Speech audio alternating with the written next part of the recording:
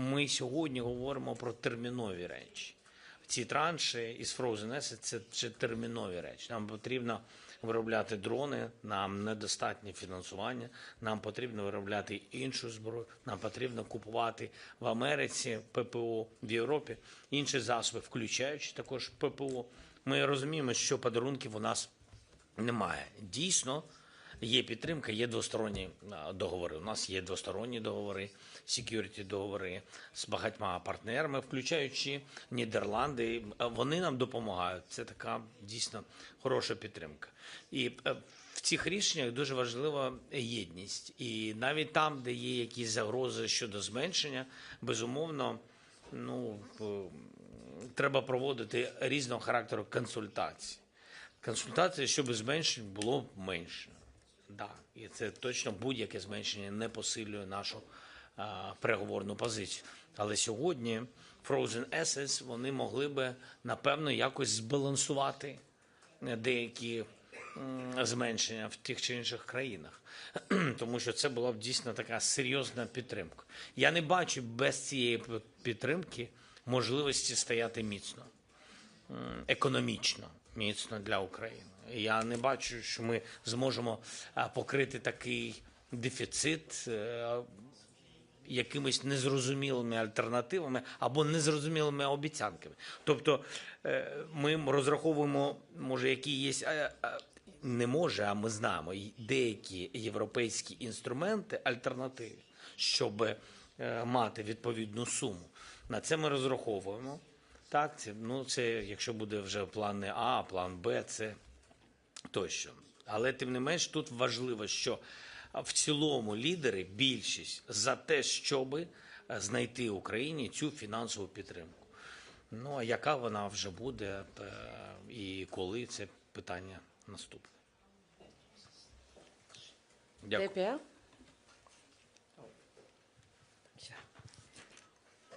Yes, Annette Birschel, German news agency DPA. I have a question for the Ukrainian President, Mr. Zelenskiy. This is about the planned international security forces. Do you know which countries already said that they would actively taking part in that force, and especially if Germany is taking part in that international security forces? And then also the question to Minister President Schoof, are the Dutch taking part in that forces and sending troops? Thank you. Oh, please. I take the floor first then. It's important to see that that also yesterday evening in Berlin, the security guarantees became very strong. And it's important because it is not only coalition willing, but it also relates to a strong Ukrainian army, and it also relates to monitoring, US-led, and also the strong support from the US. And that whole package is, and I want to underline that, is very important because that gives the real opportunity for the president of Ukraine to negotiate with Russia in the well, it's not comfort because it's a terrible situation, but that you know that your country is going to be secure, and that therefore peace talks can actually happen, and maybe a ceasefire. There is a glimmer of hope. Let's put it that way. I always said that we were involved in the coalition willing process from the beginning, and very actively. And we were involved in the planning process. And we know what technically we can do. But in the parliament, I stated a couple of times that the procedure, if necessary to start politically, is when there is a ceasefire really going to be on the brink, on say, within 24 or 48 hours or something like that. And we have to be then very careful in the process with the parliament, because it takes certain procedures in the parliament, and we want to step by step do all those procedures to come to a broad majority in the parliament whenever there are Dutch military involved in the coalition willing security forces.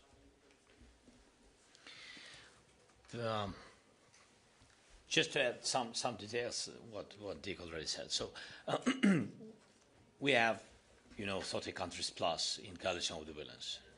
And each country already understands mostly their role or their volume of delivered. And who is ready to give just intelligence or who is ready for troops. And in Ukraine or boots on the ground. We have it in the document. We decided between us that we are not sharing this document because Coalition of the Willing decided that they are ready to deliver Ukraine's security guarantees only after ceasefire. We made it a common decision. So after ceasefire, they will be ready, and you will see what country can deliver. And there are, different status according to their own constitutions, different status of countries, and that's why they can deliver different things. It's under leadership for today of France and UK. They made this common plan, and but a lot of countries really ready to help. It's all about security, like we said before. Just to remind that it's about the security on the ground. That's why I said some countries are ready to deliver yes, on the ground their support. So it's about on the ground, it's about in the sky and on the sea. Thank you. Next, sorry. No. Next question, European Pravda. Sergei Sidorenko, European Pravda. I have a question to Minister President. Well, we have heard from our president that Ukraine is keen to have a responsibility of aggressor in this war, which means claims commission, which means special tribunal. What is your position, and what is the position of your fellow EU member states? Would you insist on finalizing these processes, both reparations to Ukrainians and special tribunal, no matter what is agreed in these peace negotiations? Thank you. And maybe Ukrainian president would like to comment on that too. Thank you. Well, as just stated, we took several steps. We took the step as the Dutch and also the Dutch government on the aggression tribunal.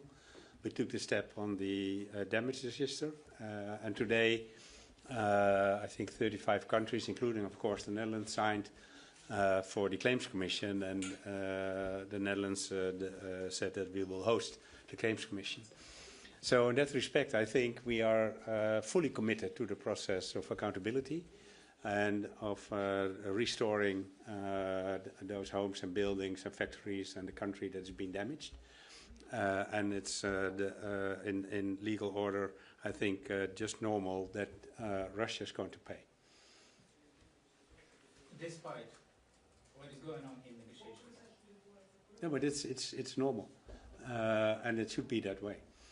And that's why we all took all those steps, also as the Netherlands, and also decided to host the Claims Commission, because in the City of Peace and Justice, that's the right place to be. Next question, Hart van Nederland. Jean Overbeurde, Dutch Press. My question is for President Zelensky. Now the NATO membership seems off the table. EU membership is even more important to you. The Netherlands are holding back from an EU membership for Ukraine. How does that feel to you, and what's your plan to change that?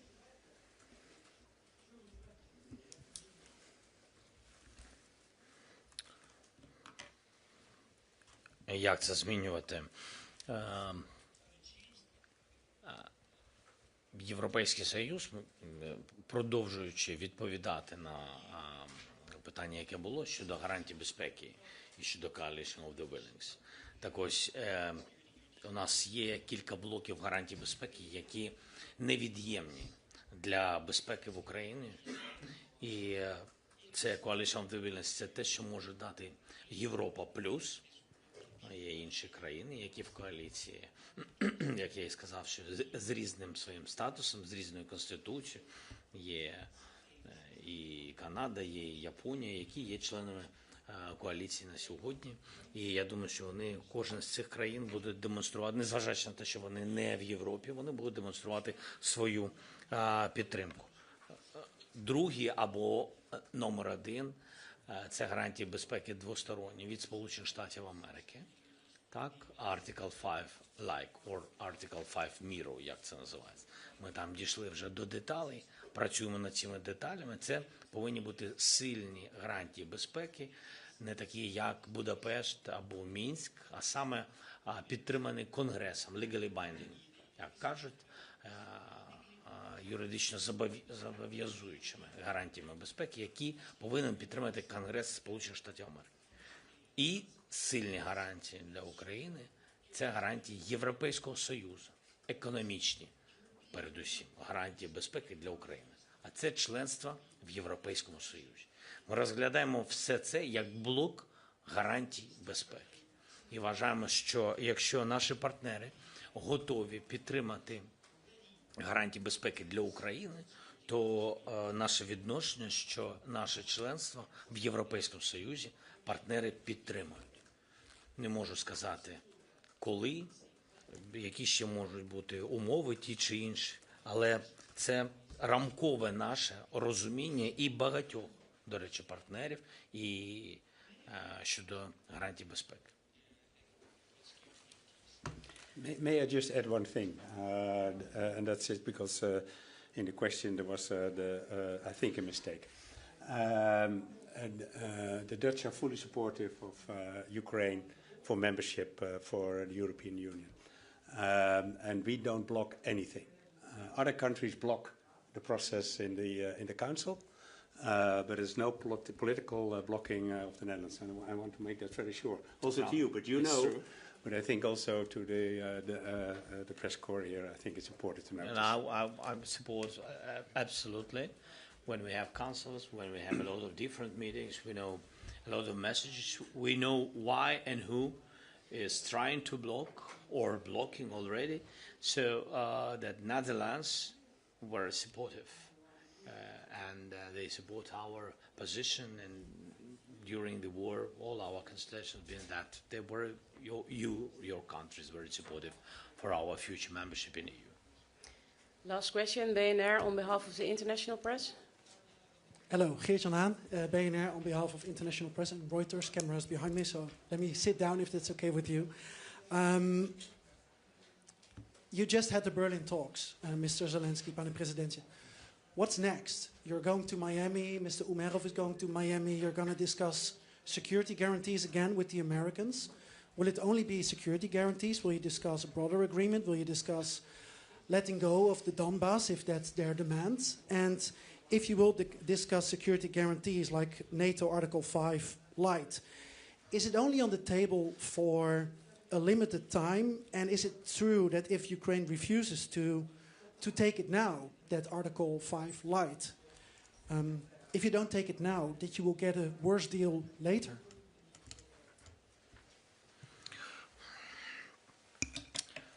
Багато запитань, якщо можна, я спробую відповісти загальний настрій, тому що складно сказати, на скільки років це, ми це ще не обговорюємо. Чи це буде обмежено якимись роками, ті чи інші гарантії, або ні. Єдине, дуже важливо для нас було, що повинно бути проголосовано в Конгресі. Ми віримо, що такі гарантії будуть працювати. Хоча ми всі розуміємо, що це Росія і це агресор, чи зупинять їх в майбутньому ті чи інші гарантії. Безумовно, ми чітко з вами не знаємо. Тому ми і хочемо всі гарантії мати блок. Тобто це Article 5 like, як будуть реагувати партнери. Ми хочемо розуміти, як буде реагувати на повторну агресію, якщо, припустимо, вона буде. Coalition of the Willing. Я, до речі, такі самі питання, які ви ставите мені, повірте, я ставлю партнерам. Вони, може, не дуже комфортні, такі запитання, але дуже важливо, щоб люди знали. Люди знали, що це значить. А відповідь одна. Якщо буде агресія, як буде реагувати Сполучені Штати Америки? Якщо повторна агресія, як будуть реагувати партнери європейські? Так? Як буде реагувати світ? Санкції, зброя, відповіді. Як буде реагувати на морі, на полі бою тощо. Тобто тут дійсно багато речей. Я хочу дуже отримати як можна зрозуміліші відповіді на це, і щоб вони були відповідно підтримані, як я сказав, в якому форматі, в юридично зобов'язуючими. Далі тут важливий момент, на що ми можемо розраховувати, тому що це вже спрацювало. Це наша армія. І ми говоримо, що це для нас гарантія безпеки. Армія спрацювала. І спрацював народ України, який мобілізувався. Розраховувати на те, що буде те саме, неправильно. Розраховувати треба на те, що є люди, які змінили професії, які навчились бути військовими, і вони після війни, це їх право, повернуться додому. Що може зробити партнери і Україна разом? Додаткове фінансування, запропонувати нормальні контракти для тих, хто хоче продовжувати служити.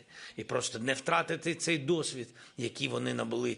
Нехай через цю трагедію, нехай через війну, але багато з них набуло цього досвіду, особливо в цій новій технологічній війні. Тобто це для нас гарантія безпеки. Наша армія, яка підтримується фінансово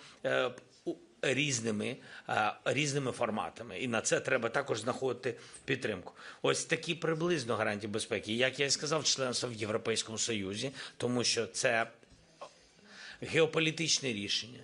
Це незмінний курс для нашого народу, це незворотні кроки, це економіка для нас, це великий ринок. І саме ця економіка дасть можливість зростати, економічно зростати для України, яка потім ці цифри повинна також витрачати на армію. Безумовно, і на відновлення, на багато різних речей. Тобто це ціла дискусія, те, що ви запитали, ціла дискусія. І от такі дискусії ми проводили з американцями, і в Майамі мене там не буде, будуть переговорні групи, вони будуть мати фідбек від русських, я думаю, і будуть проговорювати кілька документів і гарантій безпеки, і економічне відновлення, так, і 20 пунктів цієї рамкової угоди. Thank you. And that concludes the press conference. Thank you. Thank you. Great. We're going to have lunch. Okay. Understood. Yeah. Thank you so much. Bye-bye. Bye-bye.